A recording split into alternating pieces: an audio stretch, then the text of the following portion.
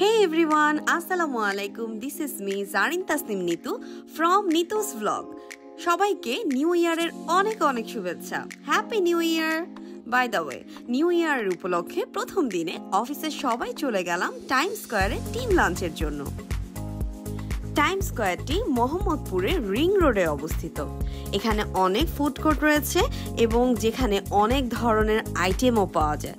তো আমরা মেল্টিং পটের খাবারটা চুজ করলাম এবং এটি আমাদের ডগ টাইম টিমের জন্য আগে থেকে বুকড করে রাখা হয়েছিল।